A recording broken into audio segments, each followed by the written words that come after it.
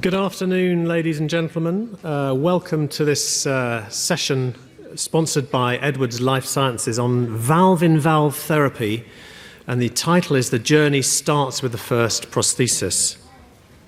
I hope you've had time to get some lunch and settle down, as long as you don't go to sleep. Here are my conflicts.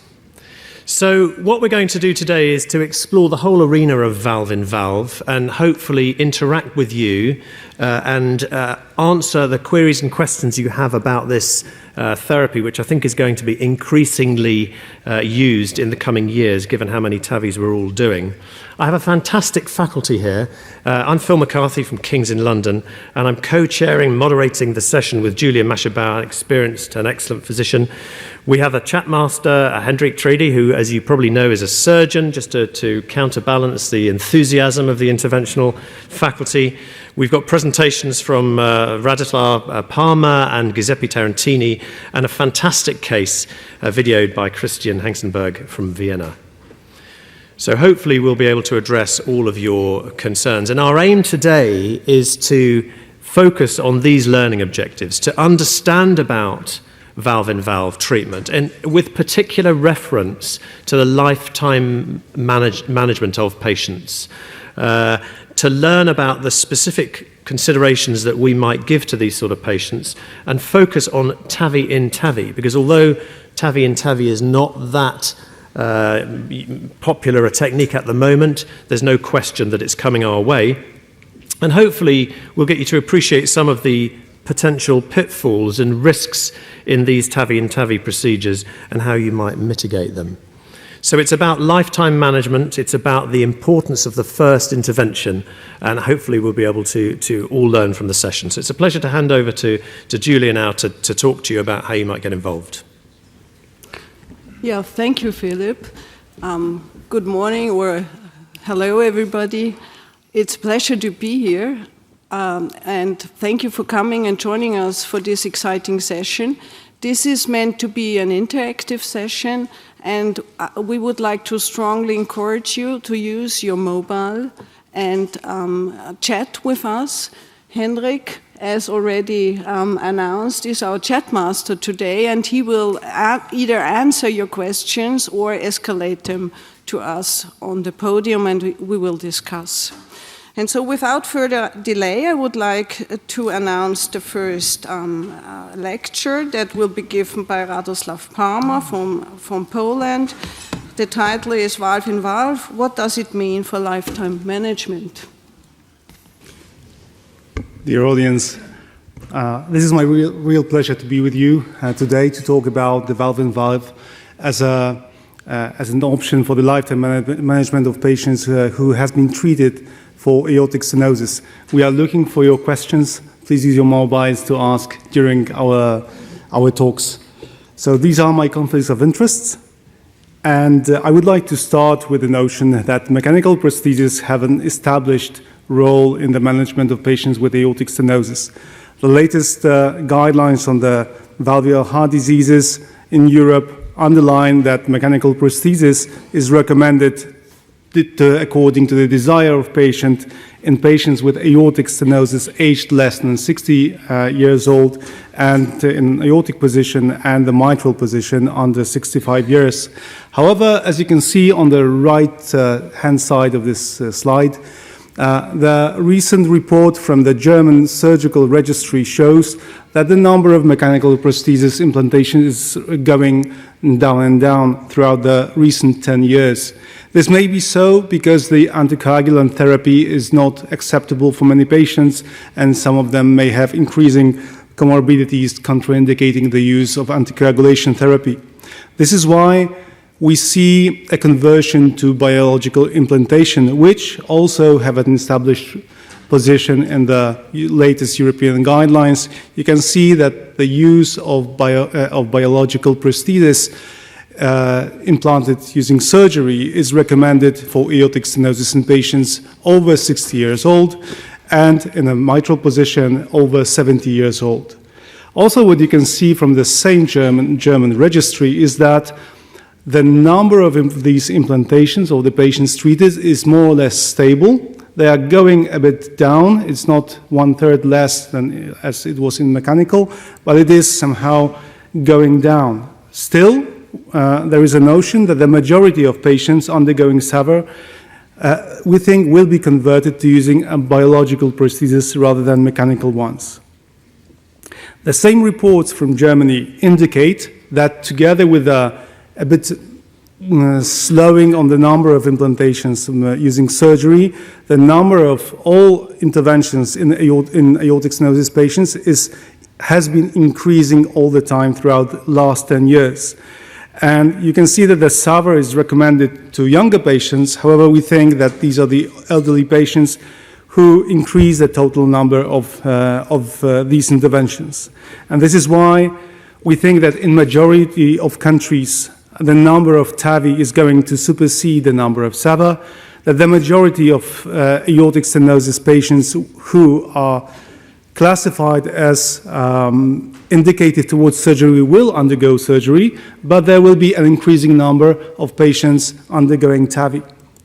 So the TAVI, what we have also seen from the latest reports is that there is a shift from the risk profile of TAVI patients from very high risk to high risk, and then in recent risk, the increasing number of TAVIs is affecting patients with low and intermediate risk.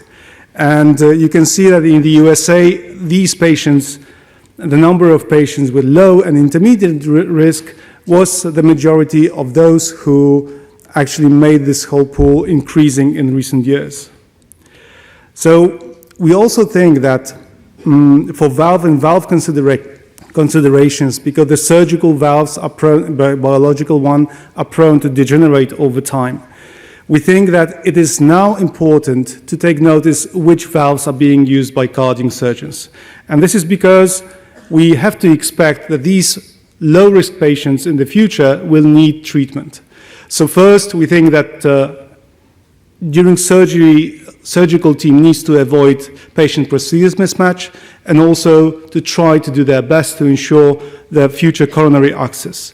The PPM can be prevented by using larger prosthesis and aortic root enlargement if required, while the future coronary access can be saved by selection of frame design and also the leaflet design of SAVR prosthesis. As you can see that SAVR, so redo SAVR from the latest reports from 2021, redo SAVR for patients with degenerated biological valves. The prognosis is worse for these patients if they undergo surgery. So we think that the future, it will be TAVR and SAVR rather than reoperation for these patients. So we think that valve-in-valve implantation using TAVI will result in reduced 30-day mortality and less complications and sooner hospital discharge. And this is why we think that the first reoperation will be transfemoral one rather than redo surgery. To guarantee the best results in these patients while doing TAVI and SAVR, we need to identify the first valve which was used by the surgeons, and this is why the first valve will matter so much in the future. From our perspective, the optimal result for the patient in TAVI and SAVR depends on the proper recognition of the prosthesis and also of a proper selection of the prosthesis to be implanted into SAVR 1. As you can see, there are already known classifications of surgical bioprosthesis which are being used in patients undergoing surgery.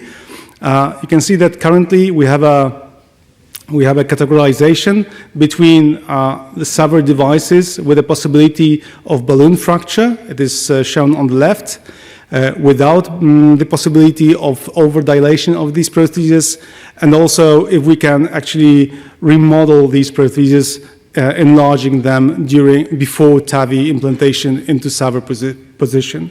This was adapted from one of our panel members, from Professor Tarantini, and on top of these designs, which have already been used, there is a new valve here now available, which is Inspiris Resilia, which is especially addressing these points with a possibility of enlarging of the frame, and at the same time being prepared for the future TAVI treatment if there will be degeneration of this Inspiris Resilia valve.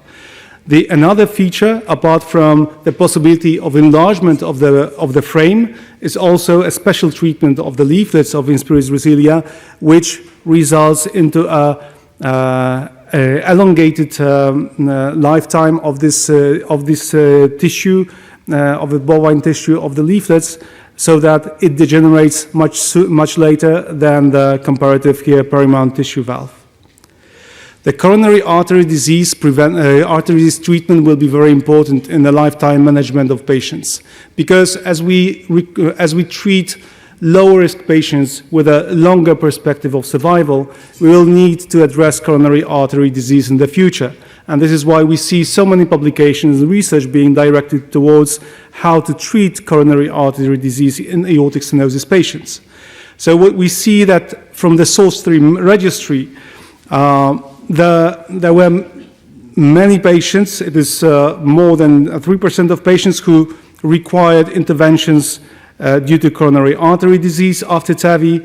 The successful coronary angiography was achieved in most of them. However, we can also see that the PCI success was sometimes prohibited by the TAVI frame, which was implanted in these patients. From recent years, we have several indices which or risk factors which may direct our attention and decide whether we have a high risk of PCI failure or not. This is a publication from Professor Tarantini, who identified that there is a risk plane of every TAVI prosthesis, in which you can see that there is a overshadowing of the left main axis by the skirt of the prosthesis if it is higher than the ostium of the left main. If the frame is implanted lower and this risk plane is lower than the left main, then we will have better chances of engaging the ostium. And also, if there is a space between the frame of the device and STJ, the chances of the axis is better. Also, the orientation of the valve towards the left main is crucial, because we can overshadow the left main with a high profile of the device with a commissure oriented towards the left main. And this is why we try to use the devices which will allow future access and will allow alignment with the coronary artery. And these are current research is ongoing on how to do that. So the understanding of the orientation of the TAVI device in the aortic space will be very important for future treatment of coronary artery disease in patients who will have longer expected survival time. So as you can see, the lifetime strategy of our patients with aortic stenosis will be first to decide whether the heart team, whether this patient should undergo surgery or TAVI. And we can expect that the lifetime duration will be enough to already consider the second intervention in the future and decide which surgical valve or TAVI valve to choose as the first one, as the first cut is the deepest. In summary, I would like to say that valve-in-valve interventions may become insertion part for lifetime management of patients currently undergoing heart team discussion for aortic stenosis treatment, that the choice of the first prosthesis is crucial, that the access to coronary arteries is a weak point of current prosthesis, and we will need to guarantee this access for the future by choosing the proper implant, and also that careful planning and THV selection will be vital so that we can treat these patients successfully. Thank you. Thank you, Radoslaw. Fantastic summary of the issues. I'm going to start with patient prosthesis mismatch, because that's obviously one of our principal concerns. Giuseppe, just run us through your algorithm for making sure the patient doesn't have patient prosthesis mismatch. You have a patient with a surgical prosthesis, peak gradients 75, mean gradients 40. Just what is your process for eliminating patient prosthesis mismatch? And then if you have it, what do you do? So actually your point is in terms of reintervention. That is the point. Yeah. Okay. So when we have a surgical valve, actually, and we foresee the risk of, high gradient after the TAVI-in valve, we have to evaluate, first of all, the gradient immediately after the surgical intervention. Yeah. This is very important because, as you know, the prosthesis patient mismatch pre-exists, to the valve. In the vast majority of cases. In that case, if we know that the gradient after the surgical valve implantation is less than 20, let's say, I think we are pretty sure that when we go with the second TAVR, following some rules, we can come up to, again, 20 millimeter or less than 20 millimeter of mercury. So my algorithm is very simple. What I used to do is to select for that patient, according to the lifetime patient strategy, not only the gradient. This is very important because sometimes having 2 millimeter of mercury of difference, it's not a major issue. Sometimes we have to consider coronary and many other aspects. But when we go with the TAVR, let's say in this case, for instance, with the shortest valve, because we want to save the coronary cannulation opportunity, and I have to measure invasively the gradient. At that point, if it is more than 20, I will go with a true balloon, for instance, non-compliant balloon, and then I used to size exactly the size of the surgical valve, 1 millimeter less, and then I used to go up to 12 atmosphere, 13, and then up to, you see, the cracking of the valve. In that case, you will finish up with 15, even less. So I'm not too much concerned. But the point is that to understand exactly how it has been created, this gradient in the surgical valve. That's a fantastic algorithm. And do you ever use any other forms of imaging? Do you use CT to look at the leaflets? Do you use TOE to look at the leaflets to make sure they're restricted and calcified? Or do you think that's irrelevant to your... No, it's really highly important because the CT scan is gold standard for the first, the second, and even the third intervention. Because the CT scan is not only to look at the etiology of the degeneration, but also to look, as you told before, about the distribution or the new calcification that may stay on the leaflet but also outside of the valve. So you have to consider all these points because you might threat other structures that stay around there. Yeah. And with this increased awareness, sorry to Julia, but Hendrik, do you think surgeons are putting in bigger valves now? Do you know, because a few years ago the world was full of 21 millimeter surgical prostheses, but we're seeing a little bit less now. Do you think there's been a recognition in the surgical community that you have to get the first valve as big as you can? Yeah, that's my strong feeling. It's really happening, and you could see that also in the SAPIEN 3 data set, showing that the size of the valves compared to the Partner 1 trial and the Partner 3 trial was pretty much enlarged. So there's a kind of change in thinking of surgeons, and they know about the problem, and I think that we will see larger valves being implanted in the future, hopefully. If your surgeon doesn't do it, send your patients to another one. Julia. And may I add to this question whether your practice has somehow changed, that you send patients with small annuli back to the cardiologists, also younger patients, because they could implant probably a hemodynamically more favorable TAVI valve? Yeah, if it boils down to that problem, then that would be a good idea, but there's also the chance of making a root enlargement, and if that is anatomically feasible, then we should potentially do this before we start sending very young patients to TAVI first, I think. So that's a really good point, isn't it? Because certainly in patients with a small annulus and in Asian populations, for example, there is an argument to be made for putting in a TAVI first because you're less likely to get PPM with a TAVI valve. I think it's about individual patient assessment. So we also started to ask ourselves among the group whether this patient will receive a mechanical or a biological surgical valve, just to know which problems this valve will first solve currently, and then what we can expect in the future.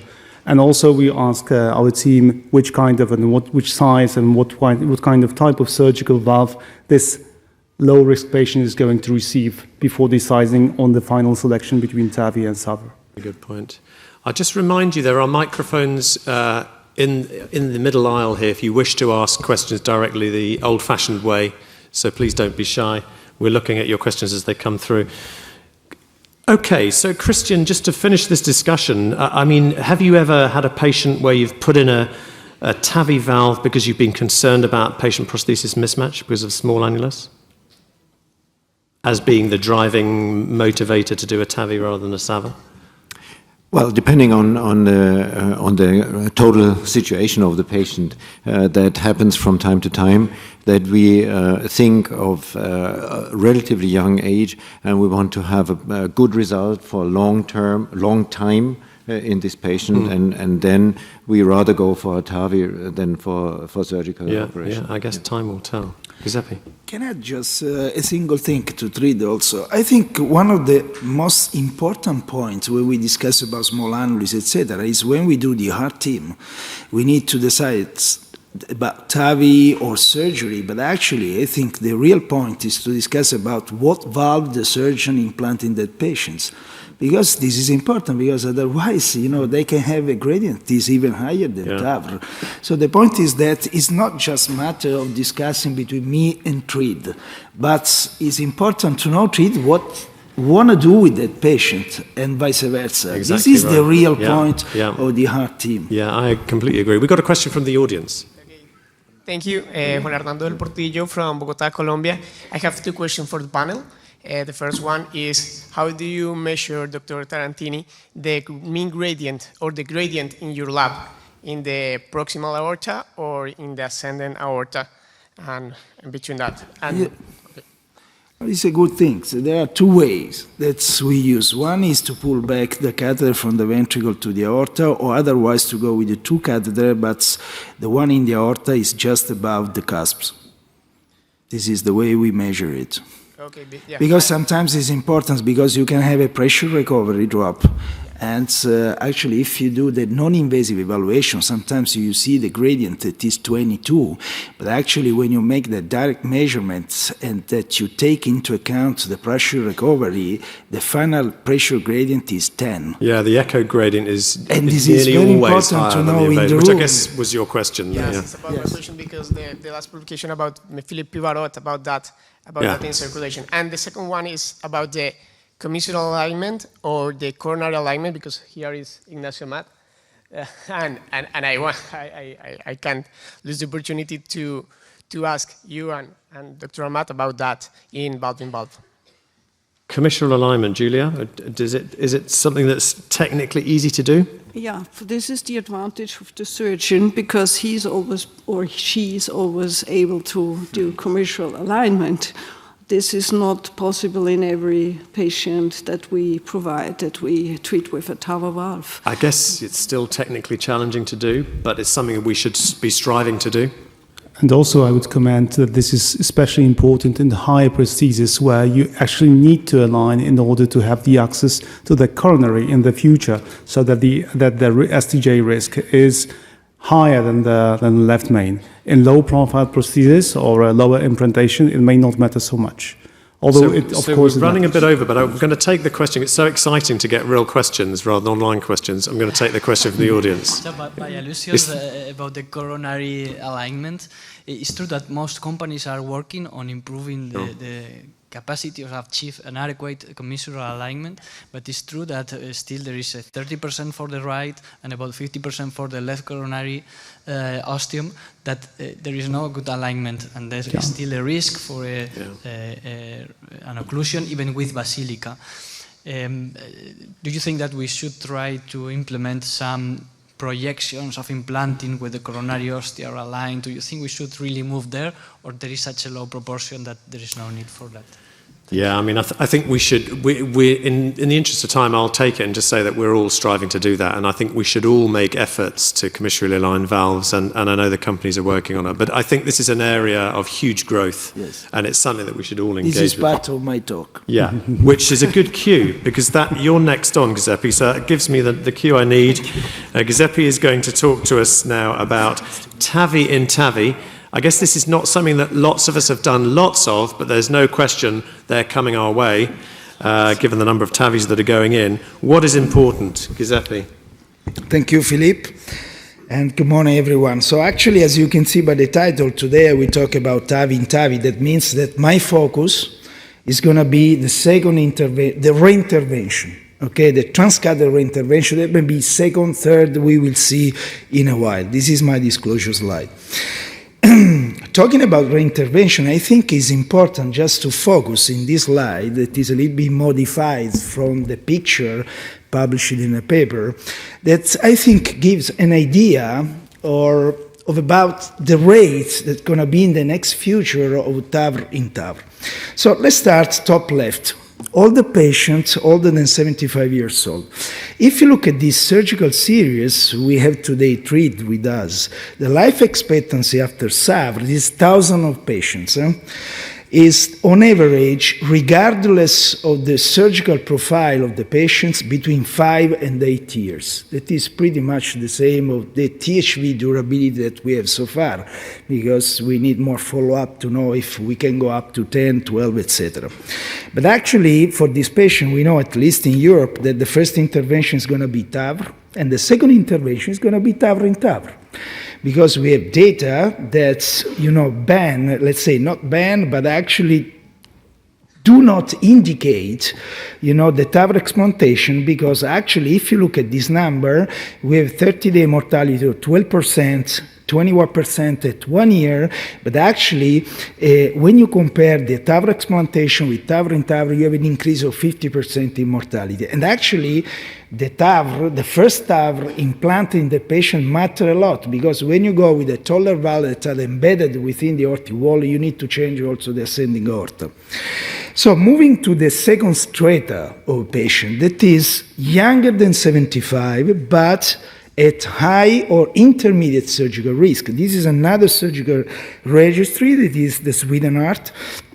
And actually, you can see that it's amazing that the average life expectancy is pretty the same of the previous one, of the very old patients.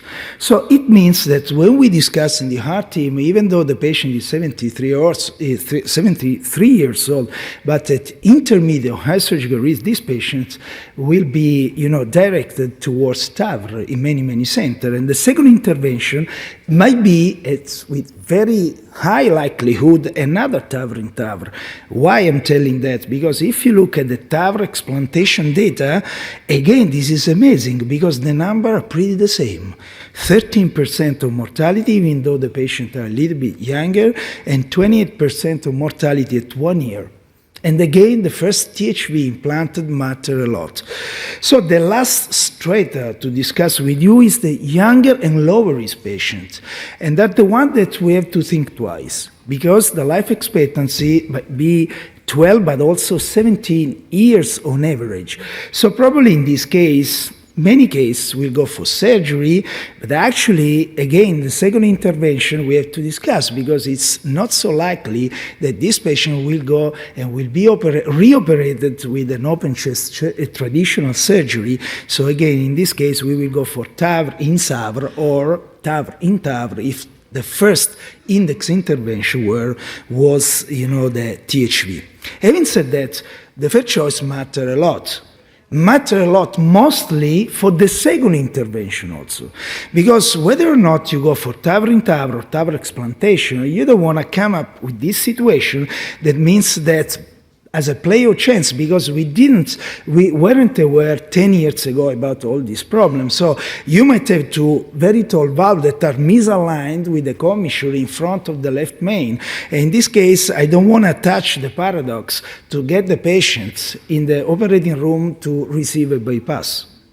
And actually, it's pretty the same when we consider TAVI explantation, because again, if the first TAVI, increase the surgical risk of the reintervention, I think this is not the way to go. So we have to think at the lifetime strategy. That means not just surgery or TAVI, but which valve and which way we implant the valve. So actually, this is not a secret. anymore. That's when we go with the shortest valve, like the sapien family, actually you have an impaired access that might be present in 1/3 of cases. And actually, as you can see on the left-hand side of the slide, we have 3 different groups that's published paper that showed pretty consistent data that in 2/3, sometimes 3/4 of the cases, you might have an impaired access without orientation. When we move to the right-hand side with orientation, this is another paper from my institution that shows that you can increase the green bar, that's the accessibility of the coronary, that means very selective cannulation. This is not a forecasting, this is a real cannulation.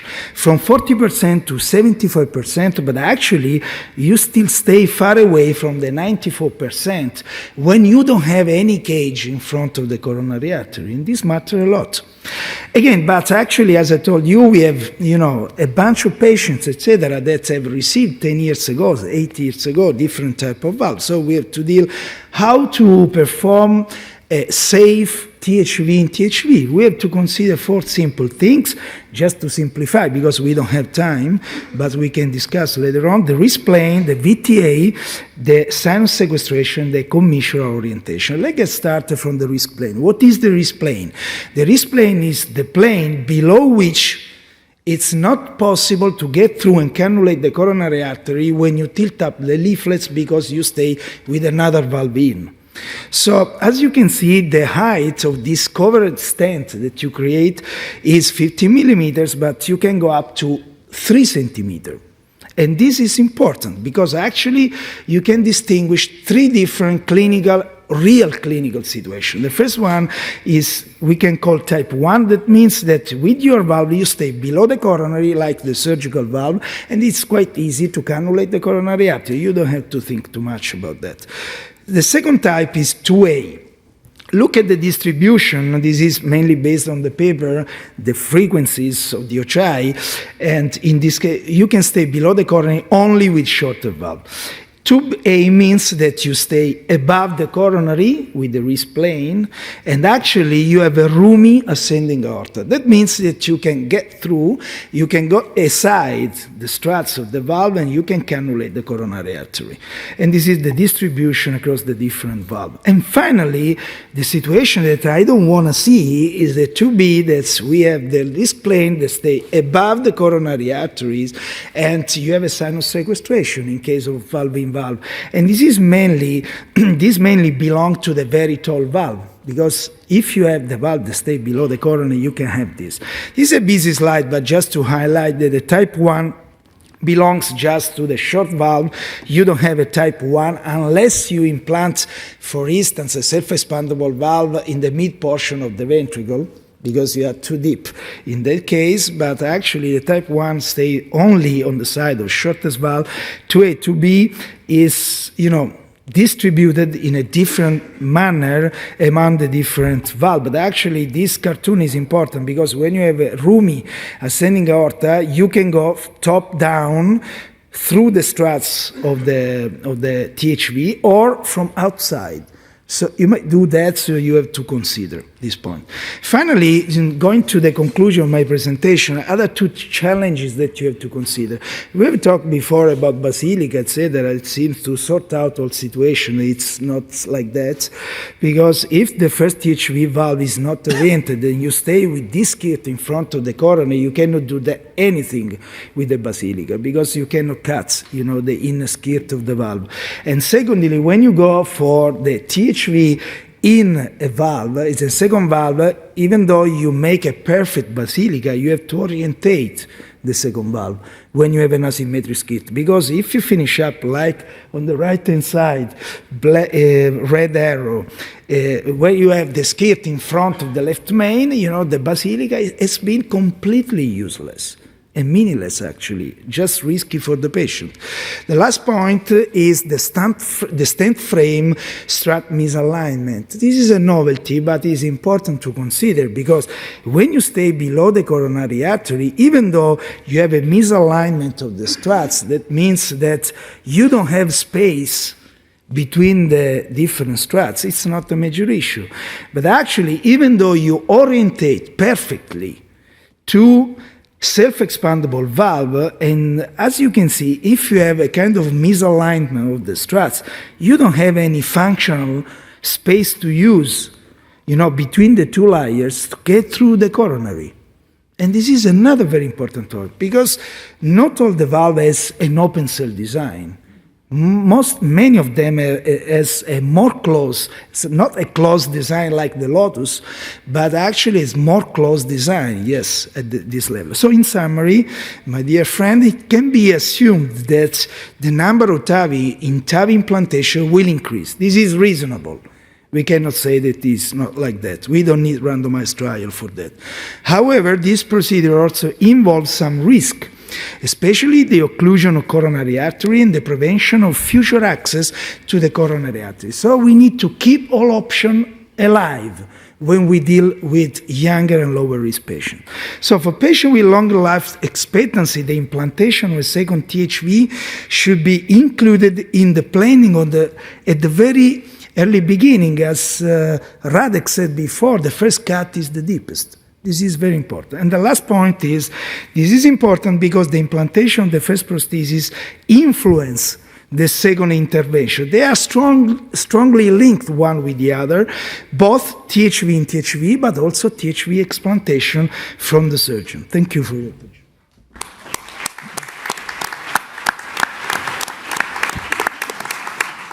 Thank you, Giuseppe, for this wonderful Sit down. You need to relax. You've worked too hard. For this brilliant talk. Yes. And, well, I would like to ask Radoslaw if, following all that information, do you follow a certain algorithm which prosthesis to go first for certain age groups or certain constellations at your institution? Or do you just, No, so first we have a common agreement. I think this is very reasonable to choose prosthesis with the best evidence based on randomized clinical trials and based on large registries. So I think it also is important for the surgeons that if we are going to offer TAVI to a low-risk person who can be operated, we use the most known valves. Then, of course, we take notice of the annulus, and our now approach is to size. If we have a borderline patients for some valve, we usually choose the valve which is in the middle of this size, because this is very reasonable for this person not to be on the border of the annulus assessment. And then I think coronary access really matters, and it is all visible from what Giuseppe just has shown that the lower frame we use is the better for the coronary. So if coronary is for the lifetime management the concern of the patient, we try to use the SAPIEN valve. I love the concept of the risk plane, Giuseppe, and the sort of height at which your neo-skirt is going to reach. What kind of imaging do you use? Because, of course, if a patient has very capacious sinuses and a large ascending, that's less of a concern. The fear amongst all of us is you create a neo-skirt that excludes the coronary sinuses. Do you use CT for that, and do you reconstruct the existing valve in there?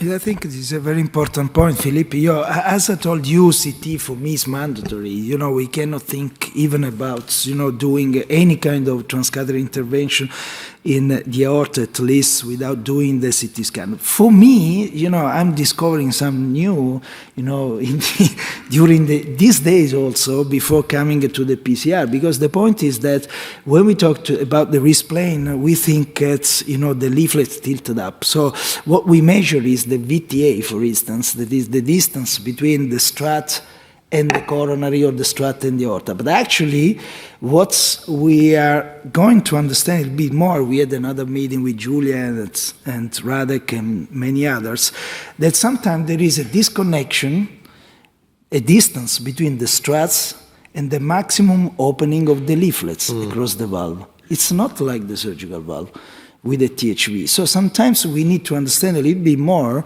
I'm going to introduce something if someone of you want to make some research in this regard, to understand if the most important VTC to consider it from the struts to the aorta, or we have to consider using the CT scan in systole, the distance between the maximum expansion of the leaflet towards the aorta. Yeah, that's that what you makes need to know. the difference. Yeah. Phil, if I may, there are some interesting questions coming from the audience online, so maybe I can just post a couple of them. The first one would be, if we have a TAV-in-TAV situation with all the struts now being in place, is there a higher risk from thrombosis? That goes to all. Well, this is an interesting area, is what the pharmacology of treatment is after valve-in-valve, both TAV-in-SAV and TAV-in-TAV. You know, no one really knows. My own practice is to use a direct oral anticoagulant for at least 3 months. But there is no protocol. That upsets all of my protocol hematology colleagues in my hospital who say this is unlicensed and everything. But I always use it. So I would strongly advise to use at least 3 months of a direct oral anticoagulant. I feel a bit uncomfortable with all of that material and just an antiplatelet. I agree with Philip, but Treede, I think the point for the patients we are treating is that sometimes my motto is that being safer is better than to be more effective. Now, that means that when these patients are really vulnerable, that means high bleeding risk, etc., we have to balance these two things. So I think that we need to individualize, the approach. But actually, ideally, as Philip said, probably, a little bit of more aggressive, if it is possible, more aggressive anticoagulation might be important. But being safer is very, very important. Now, any more questions, Hendrik? Well, the one is a bit provocative. Maybe I can just ask it, actually. That's okay. We can so in TAV-in-TAV procedures, why not choose to implant the SAPIEN valve in a failed evolute to preserve coronary access and the evolute in the failed SAPIEN to preserve hemodynamics? I mean, if life would be that simple. Yeah, I think we're going to learn about these things as time goes on. Studies, as we always do, studies will tell us which is the most effective way. This is a growing population, so we need to be guided by the data. But we'll hold that thought because time is pressing on, and we'll introduce Christian Hengstenberg, who is going to just introduce the recorded case of a TAVI-in-TAVI. Christian, thank you. I'm looking forward to this implantation. Well, Philip, thank you very much indeed for the very, very kind invitation. And don't want to hold up too much, and I will just jump into the case. Here are my disclosures, and let's start. I'm excited to introduce the team to you, and the operators will be Professor Goliasz, Professor Bartko, and Dr. Winter. From a cardiac surgeon, we have Dr. Mach with us, and anesthesiology will be done by Professor Bartonek, who is a little bit more in the back. I think we jump in the middle of the case, and Dr. Winter will do the presentation. Please. Today we are seeing an 87-year-old lady who came to our outpatient department because of severe dyspnea, and she was only able to walk a few steps before she had to stop because of her dyspnea. So her past medical history is quite remarkable because back in 2014, when she was 80 years old, she was one of the first patients who received a SAPIEN 3 prosthesis for severe aortic stenosis. 4 years after that, she received a permanent pacemaker for bradycardia tachycardia syndrome. So because of her complaints, we did echocardiography and we found preserved left and right ventricular function. However, her prosthesis was severely stenosed, and during the pre-surgery workup, she developed severe hyperthyreosis. I will hand over to Philip Bartko. Thank you, Max, for the brief introduction. I will briefly talk about the procedural points and the imaging of this patient. In the CT scan, we can appreciate on the left side the morphologic aspects of leaflet degeneration in the prosthesis. We see heavy calcium load and calcium spots. Also, we can see that there is enough space in the sinus of Valsalva and also enough space to the coronary arteries. The risk of coronary obstruction in this patient is generally low. We will use SAPIEN 3 Bioprosthesis and as we can see in the prosthesis, the cusps are ending before the end of the frame. So displacement of the old cusps higher to the coronary arteries is very improbable. Coronary access was also good for the pre-interventional angiogram, and we see no signs of stenosis in the coronary arteries. Regarding the vascular access, we see no major tortuosity in these patients. This patient also has no heavy calcification.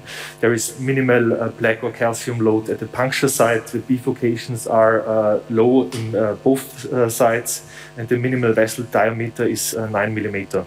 So we would go for a right femoral access and use a vascular plug-based closure device.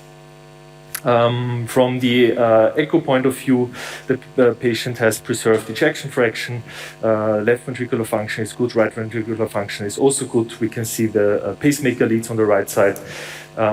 The prosthesis has a maximum velocity of 4 meters per second and a mean gradient of 42 millimeter mercury, and the effective orifice area is also indicates prosthesis stenosis. Also important to know in this patient is that the index valve is a Sapien S3 23 millimeter. It's almost completely expanded. Maybe there is minimal underexpansion of this valve. The implant date was in 2014. The implant position is 80-20 aortic. And also important is to see that the valve is minimally tilted in respect to the native annular plane. We can see on the right lower panel the calcium load in the LVOT, which is quite heavy there, which indicates that we should be careful while positioning the valve and not descending too low into the LVOT. In valve procedures, we generally use cerebral protection devices because the risk of embolic stroke is a little bit higher. And this patient has a permanent pacemaker, so there is no consideration regarding the conduction abnormalities after the procedure. Okay, very good. So let's start with the procedure. From the access setting, we have a 6 French femoral artery here with the pictal catheter, which we will use for the pressure measurements. In this specific case, due to the hypothyroidism, we will refrain from doing any angiographic recordings due to the hypothyroidism. So we'll try to use the valve prosthesis as our landmark. So on the other hand, we have here the 5 French sheath for the pacemaker, which we will try to position now, which we only use for rapid pacing because afterwards the patient has anyway her internal pacemaker.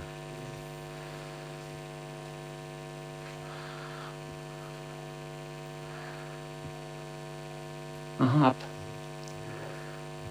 Fast. So do you do any pre-dilatation in this case, or just go with a sheath? In this case, as the vessel diameter is quite large, we'll do no pre-dilatation, and we'll just go smoothly in and up, and then we're done. No resistance, very easy to introduce the sheath. Next step is then cerebral protection, the insertion of the cerebral protection system. We usually use a CM Blue extra support wire to guide the cerebral protection device system, which gives us a little bit more extra support. In this specific situation, you can see that the wire is already going up the subclavian artery and down to the aortic valve prosthesis. We're going smoothly down.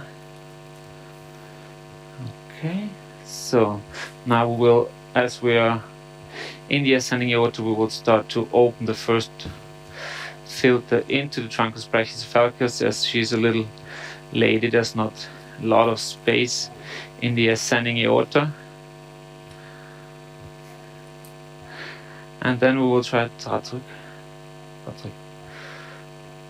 try to move into the So that was fast. carotid artery on the other side. which is sometimes a little bit tricky to get the filter really positioned in the carotid artery if the patient is a little bit small, but I think that should suffice. Now you can see that the SAPIEN 3 valve is very nicely fitted in the native aortic annulus, and so we will have to cross now the SAPIEN 3 valve retrogradely. You can also see that the right side is a little bit less expanded, I would say. It's not totally symmetric, but that is not a problem at all. So we managed to pass the prosthetic stenosis. We will now switch the AL1 catheter for a pictal catheter to measure the pressure. We will see the pressure gradient. So I would say the diagnosis of stenotic or restenotic valve is confirmed. We will now introduce a sapphire wire into the ventricle and then proceed with the valve implantation. So we'll use a 23 millimeter S3 valve, so actually the same valve that the patient already had, as we mentioned before. So the valve has been prepared, and we checked also the direction of the valve, which is quite pleasant, I would say, if it's not the wrong way round. So the valve is now introduced through the sheath and goes up. And the descending aorta, here we come. Right. And then the valve is pushed forward now through the S3. Here we go. Very good. And then the pusher is pulled back.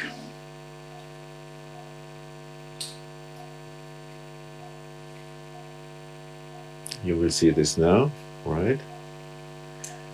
Okay, so this enables now the balloon to fully expand the valve, and we will now try to find a very nice position for this valve, including the fact that there is some foreshortening. You see this now because the SAPIEN 3 valve was the same height as the one that you see now, and we have a foreshortening that is a little bit more in the upper part as compared to the lower part. So we have to adjust the position a little bit like this.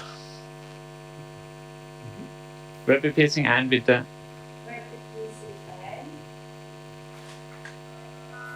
Okay, so pacing is on.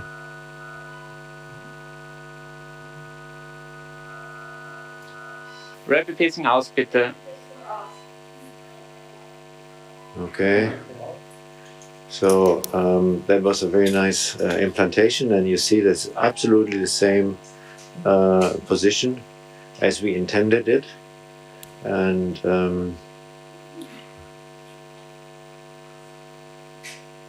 you also see that it was a very nice pressure given from Professor Bartko.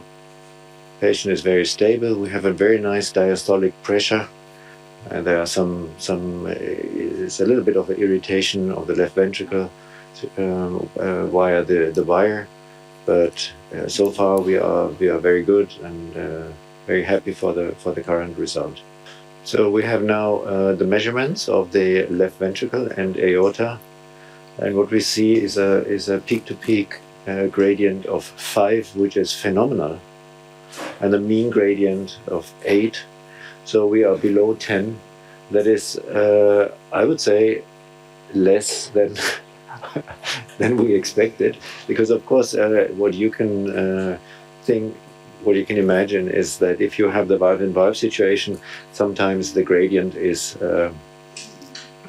higher than in a native situation. But for now, I mean, this is phenomenal. I'm very pleased. We will confirm this with echo. So there is a maximal gradient of 19, and a mean gradient of 10, which is pretty consistent to our invasive measurements. And this is now important because we said that we do not want to take any contrast medium in this patient. So this is now our confirmation that that there is no paravalvular leakage in this patient. That's really incredible. We have now finished the procedure. You can see that the groins are very, very clean. We are very happy that we had a, I think, very successful valve-in-valve procedure. The whole procedural time was a little bit under 40 minutes. So I guess altogether we can be very, very happy, and the patient is now ready for the next 10 or 15 years to go. Thank you very much for your attendance. Thank you very much for the team, to all the team, and I wish you all a nice EuroPCR 2022. Goodbye from Vienna.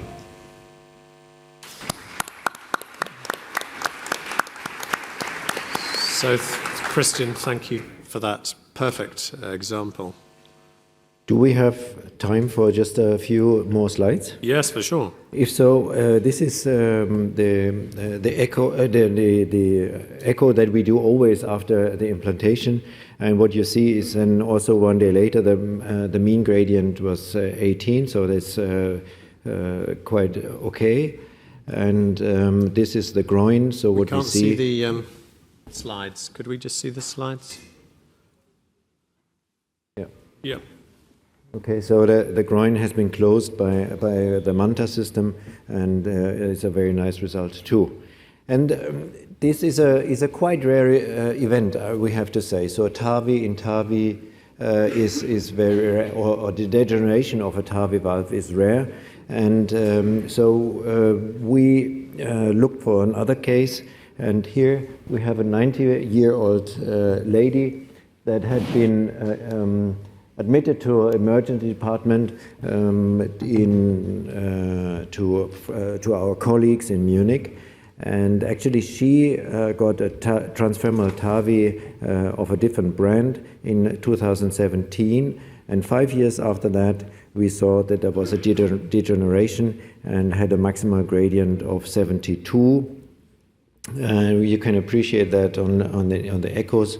On the left-hand side of the picture, and on the right-hand side you see the corresponding CT with this degeneration. And at the end of the day, what she got is S sapien 3 in this Accurate Neo S, and with a very nice result, I guess. What you see also here is that there was preventive positioning of a stent in the left main because the operators thought that possibly there would be a sort of an obstruction, and they didn't want to take the risk for that. So TAVI-in-TAVI is feasible, and we all have to think about the lifetime management for the patient. The zero contrast was possible in this patient. And so preserved coronary access is something very important, and in this case we had a superimposed implantation, and we were very lucky for that. Therapeutic protection is something that we use in almost all patients, and especially we think that in a patient with a valve-in-valve procedure that is of importance. And we had a very nice large bore access closure system, and very happy for that. So thank you very much for your attendance. Thank you, Christian.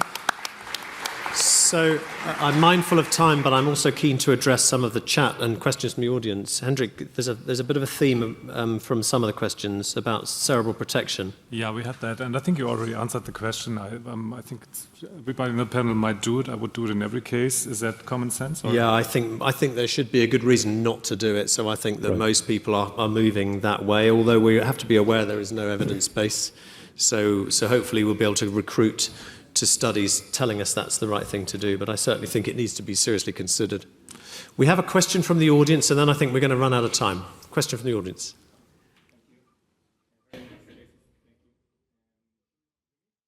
Could we have the microphone on, the audience? Should be? Okay now? Yeah. Perfect. Okay. So thank you for the cases. Nicely done. And my name is Uri Landes. I'm from Israel. And I think in TAVI-in-TAVI we have three main concerns. One is the coronary obstruction and access. The second is the gradients. But the third issue is the durability. We don't know nothing about. And when you put the same size of sapient, it's going to be restricted. So you're going to have leaflet pinwheeling. We have zero data about durability. You know, this patient was 87 years old, so not much of a concern. But you know that the John Webb team in Vancouver recently published in the JACC about balloon expansion of valves. Maybe you can, in this case, I think the sapien was suboptimally expanded for the first time. So maybe there is a room to consider balloon predilatation, I wouldn't say routinely, but on a case-by-case basis, not only to end up with good optimal gradients, but also to maybe ensure better durability for the second time. Yeah, okay, I agree that there is almost no data available, and I think that's the point. So we have to see and to try to gather all this data. Nevertheless, I think it has been also made the point that the aortic area is of much importance. So the larger the valve, the better it is for the patient as such. And this is also, the advice to our surgical colleagues to implant large valves. I think you make a good point about the lack of data, and we've got to acknowledge the lack of durability data, just as we acknowledge that in lots of settings within transcatheter valve therapy. I think predilating a degenerative or degenerated sapien is possibly a risky thing to do. It's going to increase embolization, and it might just fall apart, and you'll get torrential AR and make the procedure a bit more, in my opinion, a bit more interesting. So, unfortunately, we've run out of time. It's down to me to summarize with some learning. And what I've learned from this session is that really the patient's journey starts with the implantation of the first prosthesis. That's the key, and I think that's what we've got to put more focus on, both surgically and from the transcatheter community. We've got to learn about the technical details of the valve we're putting in, really with the next intervention in mind. This is not a mindset that we've had in TAVI, because we've been looking at very elderly patients who don't have that long to live in their mid to late 80s. But nowadays we need to be thinking about the next intervention. And I think we need to take note of some of the discussion about the risks of TAVI-in-TAVI. And this is a procedure which is new. There's little data. So as a heart team, we've really got to consider all of the angles and all of the risks and the fact that there is currently a lack of data. So it's down to me to thank everyone involved in this session. I've certainly learned a lot. Thank you to the audience for participating and asking old-fashioned questions, which we love. Thank you to my panelists, particularly the presenters, and particularly Christian, with a really beautiful demonstration of a TAVI in TAVI. So thank you, and enjoy the rest of your day. Thank you.